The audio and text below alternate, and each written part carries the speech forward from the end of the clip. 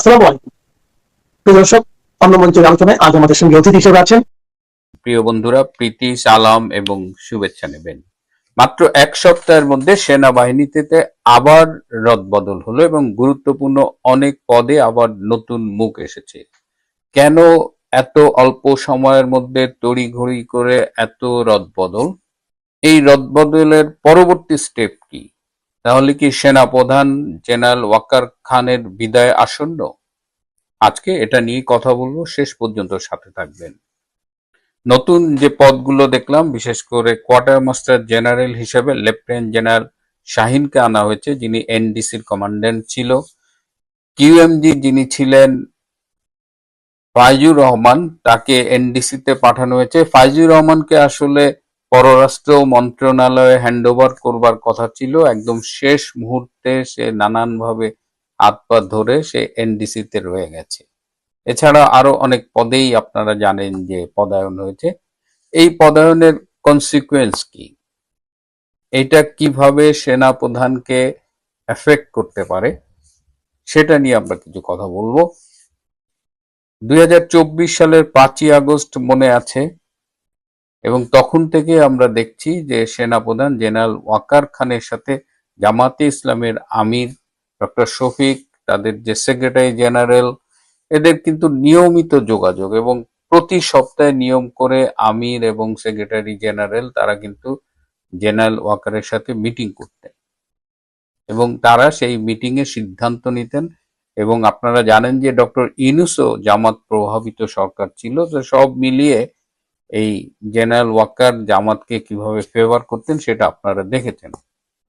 আইসিটির যে chief prosecutor ছিল advocate Tajul Islam, সেই তাজুল প্রতি সপ্তাহে জেনারেল ওয়াকারের সাথে মিটিং করতেন, ওয়াকারের বাসায় যেতেন এবং ওয়াকারের কাছ থেকে ইনস্ট্রাকশন নিয়ে আসতেন কাকে কিভাবে সাজা দেওয়ার ব্যবস্থা করতে হবে, কাকে খালাস করতে হবে।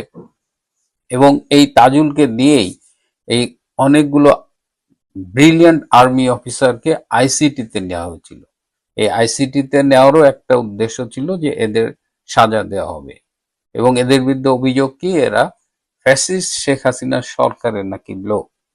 এবং বিশেষ করে ডিজিএফ এর যে পরপর 3জন ডিজি ছিল তাদের উপরে বিশেষ আক্রোশ ছিল এই জেনারেল ওয়াকার খান এবং জামাতিদের, এবং তাদের যেভাবে হ্যারাস করা হয়েছে।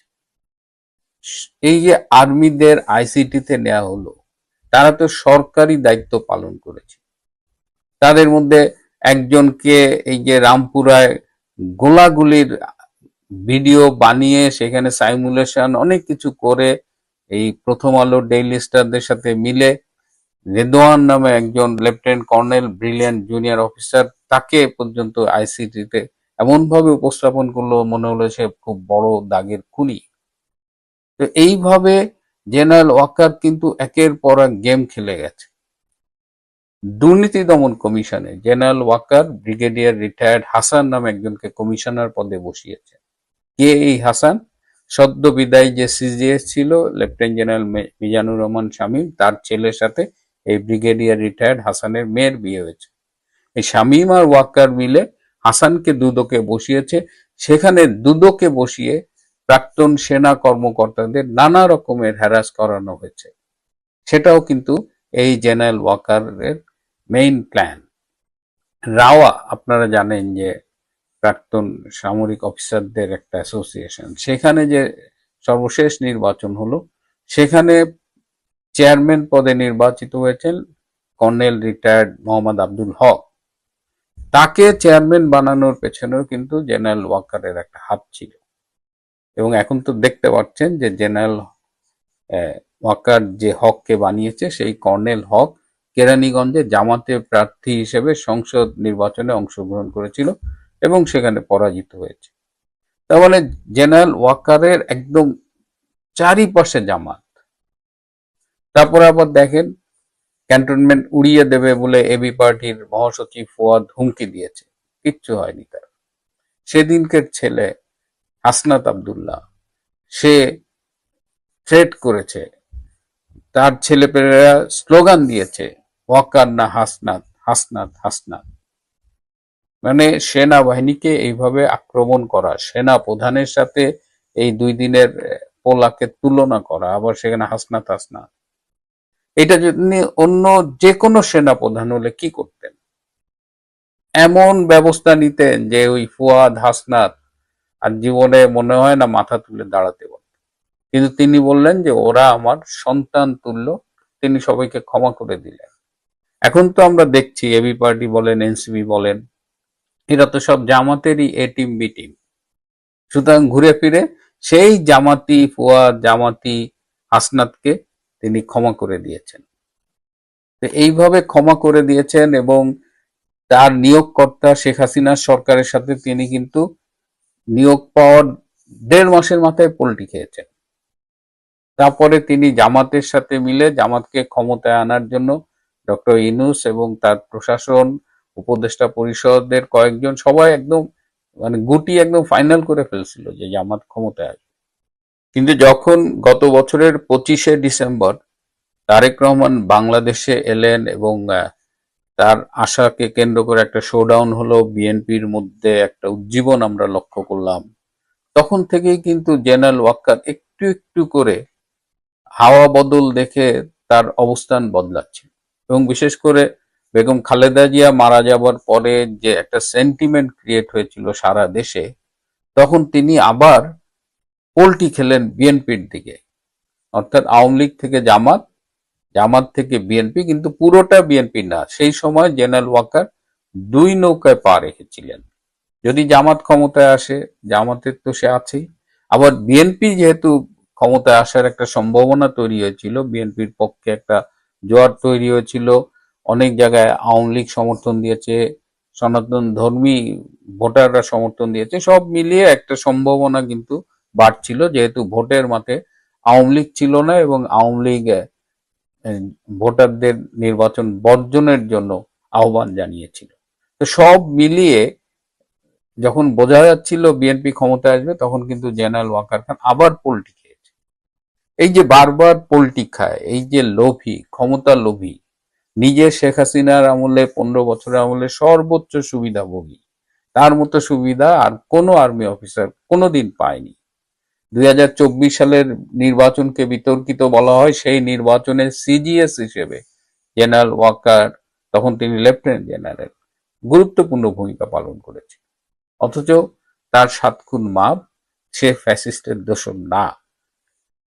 তো এখন এই জেনারেল ওয়াকার এখনো সেনা প্রধান আছে, এটা নিয়ে কিন্তু বিএনপির ভেতরে আলোচনা চলতেছে। বিএনপির নীতি নির্ধারণী পর্যায়ে জেনারেল ওয়াকারকে নিয়ে ভিন্ন মত রয়েছে।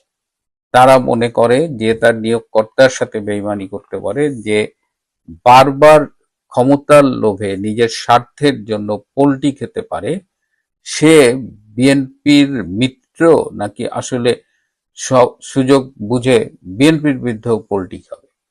এই জন্য জেনারেল ওয়াকার খানকে সেনাপ্রধানের পদ থেকে সরিয়ে দেবার ব্যাপারে আলোচনা চলছে। এবং এই যে সাম্প্রতিক যে রদবদলগুলো হলো, এই রদবদলের মধ্য দিয়ে কিছু জিনিস কিন্তু খুব স্পষ্ট হয়ে উঠেছে। জামাতপন্থী ফয়জুরকে সরিয়ে দেওয়া হলো, পাকিস্তানপন্থী কামরুলকে পররাষ্ট্র মন্ত্রণালয়ে হ্যান্ডওভার করা হলো, সিজিএস হিসেবে আনা হলো লেফটেন্যান্ট জেনারেল মাইনুকে, কোয়ার্টারমাস্টার জেনারেল হিসেবে আনা হলো মাইনুর চেয়ে একটু সিনিয়র লেফটেন্যান্ট জেনারেল শাহিনকে। এবং এই পদায়নগুলো খেয়াল করলে বোঝা যায় যে যে কোনো দিন ওয়াকারকে মানে বিদায় দেবার আয়োজন সম্পূর্ণ হয়ে গেছে। যদি খুব তাড়াতাড়ি ওয়াকার চলে যায়, তাহলে তার রিপ্লেসমেন্ট কিন্তু করা হলো। আর যদি মনে করা হয় যে না, কয়েক মাস সময় নিয়ে ওয়াকারকে বিদায় জানানো হবে, সেই সেকেন্ড ব্যাকআপটাও কিন্তু এই রদবদলের মধ্য দিয়ে আয়োজন করা হয়েছে। এখন সবাই তাকিয়ে আছে এই মীর জাফর বেঈমান সেনাপ্রধান ওয়াকার খানকে কখন তারেক রহমান সরিয়ে দেন। এটি যেমন তার সরকারের নিরাপত্তার জন্য প্রয়োজন, তেমনি দেশের জন্য প্রয়োজন। বন্ধুরা, আজ এ পর্যন্তই। ভালো থাকবেন, সুস্থ থাকবেন, তার চেয়েও জরুরি হলো নিরাপদে থাকবেন। সবাইকে অনেক ধন্যবাদ।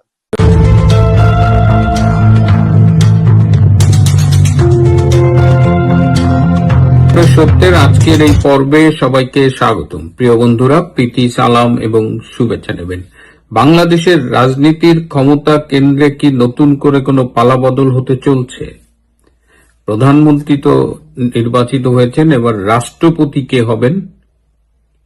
এছাড়াও ডক্টর ইউনূসের যে উপদেষ্টা পরিষদ, ইউনূস সহ তাদের বিরুদ্ধে শত শত দুর্নীতির অভিযোগ, সেটা নিয়ে আজকে কথা বলবো। এর সাথে রয়েছে বিশেষ আলোচনা রাজশাহীর পুলিশের ডিআইজি ডক্টর মোহাম্মদ শাহজাহানকে নিয়ে।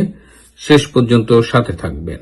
গত রবিবার সদ্য বিদায়ী প্রধান উপদেষ্টা ডক্টর মোহাম্মদ ইউনূস মিরপুরে ইউনূস সেন্টারের অফিসে গিয়েছিলেন এবং সেখানে তার পুরনো সহযোগীদের সাথে তার দেখা হয়েছে।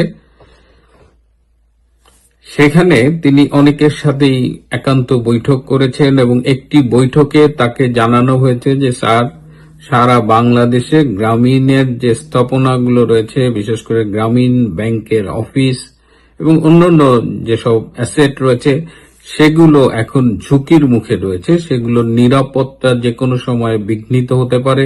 যে কোনো সময় দেশব্যাপী গ্রামীণ যে ব্যাংকের ভবনগুলো আছে সেগুলোর উপরে আক্রমণ হতে পারে। ডক্টর ইউনূস বলেছেন যে আপাতত ধৈর্য সহকারে পরিস্থিতি অবজার্ভ করতে, এবং তিনি আশ্বাস দিয়েছেন যে খুব অচিরেই তাদের জন্য কোনো সুখবর অপেক্ষা করছে। কোন সে সুখবর? ডক্টর ইউনূস মরিয়া হয়ে গেছে যে তিনি বাংলাদেশের রাষ্ট্রপতি হবেন। গত বছর 13ই জুন লন্ডনে ডক্টর ইউনূসের সাথে তারেক রহমানের যে একান্ত বৈঠক হয়েছিল, সেখানে এরকম একটা আলোচনা হয়েছিল, যদি শারীরিক মানসিকভাবে সক্ষম থাকেন তাহলে ডক্টর ইউনূসকে বাংলাদেশের রাষ্ট্রপতি করার ব্যাপারে বিএনপি বিবেচনা করে দেখবে।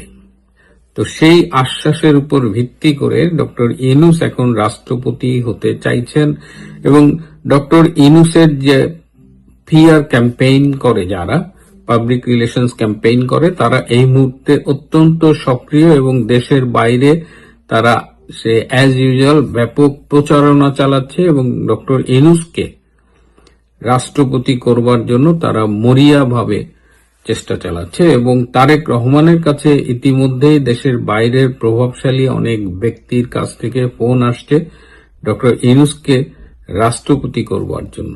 এমনকি একটি সূত্র জানিয়েছে যে ভ্যাটিকান সিটি থেকেও নাকি একটি ফোন এসেছে তারেক রহমানের কাছে ডক্টর ইউনূসের সপক্ষে।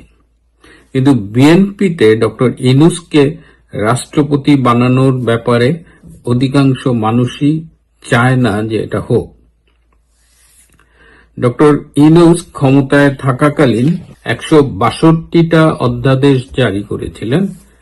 তার মধ্যে 29টা অধ্যাদেশ ইতিমধ্যেই সেটার কার্যকারিতা শেষ হয়ে গেছে। বাকি রয়েছে 133টা অধ্যাদেশ। এই 133টা অধ্যাদেশ সংসদের যে নতুন অধিবেশন শুরু হবে 12ই মার্চ, তার 30 দিনের মধ্যে এটি সংসদে বিল আকারে আনতে হবে। বিএনপির সরকার এই 133টা অধ্যাদেশের অধিকাংশই বিল আকারে সংসদে উত্থাপন করবেন না এবং 30 দিনের মধ্যে সংসদে উত্থাপিত না হলে ওই অধ্যাদেশগুলো স্বয়ংক্রিয়ভাবে বাতিল হয়ে যাবে। হাতে গোনা কয়েকটা অধ্যাদেশ তারা সংসদে নিয়ে আসবে এবং বিল আকারে, এবং সেটা পরবর্তীতে সংবিধানের অংশ হবে। তো এই যে ডক্টর ইউনূস এতগুলো অধ্যাদেশ জারি করেছে এবং তার অধিকাংশই খারিজ হয়ে যাবে, তো এটা নিয়ে একটা আইনি জটিলতা দেখা দিতে পারে। এই অবস্থায় ডক্টর ইউনূসকে রাষ্ট্রপতি করার ঝুঁকি বিএনপি নিতে চাইছে না। বিএনপির একটা অংশ ডক্টর ইউনূসের দুর্নীতি নিয়েও তদন্ত করার পক্ষে, এবং যারা ডক্টর ইউনূসের দুর্নীতি নিয়ে অতীতে তদন্ত করেছিল, বিএনপির একটি অংশ তাদের সাথে যোগাযোগ শুরু করছে এবং তারা অলরেডি ডক্টর ইউনূসের দুর্নীতির বিরুদ্ধে বিভিন্ন সাক্ষ্য প্রমাণ এগুলো সংগ্রহ করছে। একটা হলো যেসব দুর্নীতির অভিযোগে ডক্টর ইউনূসের বিরুদ্ধে বিচার চলছিল শেখ হাসিনার আমলে, সেইগুলো তথ্য যেমন তারা জোগাড় করছে, পাশাপাশি গত 18 মাস দায়িত্ব পালনকালে তিনি যেসব দুর্নীতির সাথে জড়িত হয়েছেন, অন্যায়ভাবে যেসব সুবিধা নিয়েছেন, এই সব তথ্য জোগাড় করা হচ্ছে এবং এগুলোর প্রেক্ষিতে ডক্টর ইউনূসকে হয়তো কাঠগড়ায় দাঁড় করানো হতে পারে। কিন্তু ডক্টর ইউনূসকে যারা চেনেন তারা আপনারা জানেন যে অত্যন্ত ভাজা মাছ উল্টায় খাইতে পারে না, এভাবেই তিনি চলেন।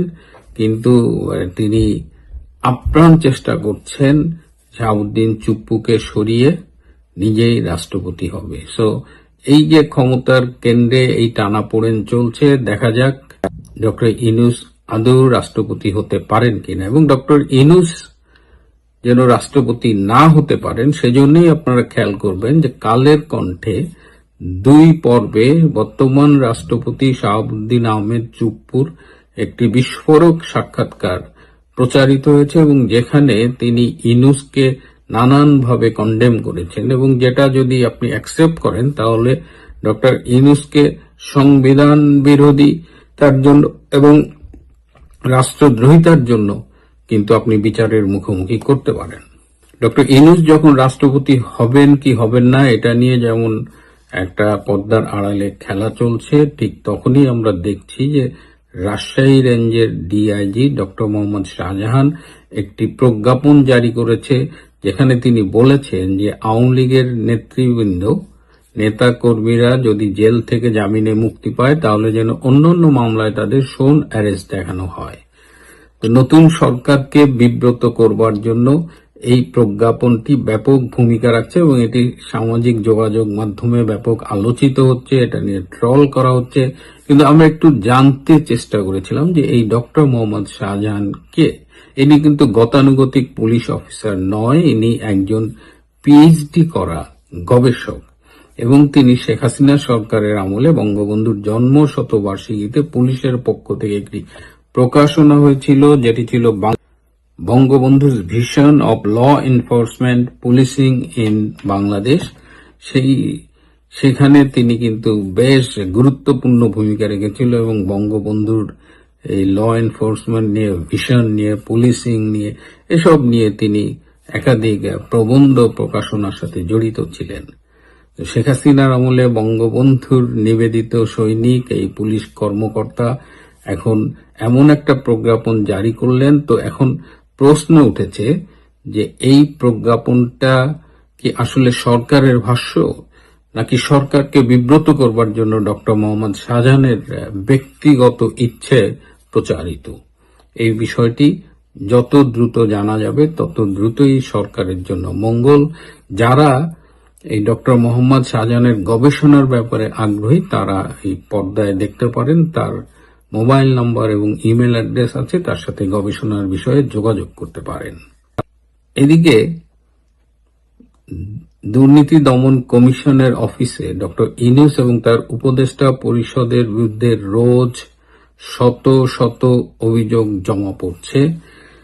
আসিফ নজরুল সাব রেজিস্ট্রার পদে মনোনয়ন দিতে গিয়ে লাখ লাখ টাকা ঘুষ নিয়েছেন, এরকম অভিযোগ এসেছে। যারা অভিযোগ করছেন অনেকেই নিজেদের নাম প্রকাশ করছেন না, আবার অনেকে নিজেদের নাম ঠিকানা সহ দুদকে এই উপদেষ্টাদের দুর্নীতির বিরুদ্ধে অভিযোগ করছেন, যারা আমাদের কাছে একেবারে সাধু সন্ন্যাসীর মতো ছিল, ফেরেস্তার মতো ছিল, যারা টক শোতে বড় বড় কথা বলতেন, পত্রিকায় বিশাল বিশাল নৈতিকতার পক্ষে কলাম লিখতেন। তারা 18 মাসের ক্ষমতায় তাদের যে কদর্য রূপটা দেখালেন তাতে বাংলাদেশের মানুষ এই সব সুশীলের নামে আগামীতে থুতু দেবে এবং যারা একটু বুদ্ধিজীবী বুদ্ধিভিত্তিক কাজকর্ম করবে তাদের জন্য কিন্তু এটা একটা খুব অশনি সংকেত হয়ে দাঁড়ালো। এখন দুদক এই অভিযোগগুলো নিয়ে কি করবে যায় না, তবে দুদকের বর্তমান চেয়ারম্যান যিনি, যাকে ডক্টর ইউনূস নিয়ে এসেছিলেন, ডক্টর মোমেন,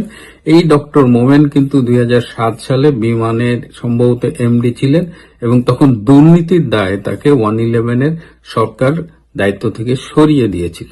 সো অতীতের দুর্নীতির অভিযোগ যার বিরুদ্ধে ছিল তিনি হয়েছেন ইউনূসের দুদকের চেয়ারম্যান। তাহলে বুঝতেই পারেন সেই দুদক কি ফাংশন করেছে। এবং আজকে ক্ষমতা থেকে চলে যাওয়ার পরই ইউনূস এবং তার উপদেষ্টা পরিষদের বিরুদ্ধে শত শত অভিযোগ জমা পড়ছে। এবং আমরা কাউকে কাউকে বলতে শুনছি যে গিনিজ ওয়ার্ল্ড রেকর্ড বুক যারা মেনটেন করে তাদের প্রতিনিধিরা নাকি দুদক অফিসে এসে বসে আছে আরেকটা নতুন রেকর্ড নথিবদ্ধ করবার জন্য। কারণ এর আগে ক্ষমতা থেকে চলে যাবার অব্যবহিত পরে এত শত সহস্র অভিযোগ কোন সরকারের বিরুদ্ধে জমা পড়েনি। রাজনীতির খেলা জমছে, আগামীতে আরো জমবে। সাথে থাকবেন রূপান্তরের সত্যে। আমরা বিভিন্ন ঘটনা আপনাদের জন্য তুলে ধরব। প্রিয় বন্ধুরা, আজ এ পর্যন্তই। ভালো থাকবেন, সুস্থ থাকবেন, তার চেয়েও জরুরি হলো নিরাপদে থাকবেন। সবাইকে অনেক ধন্যবাদ।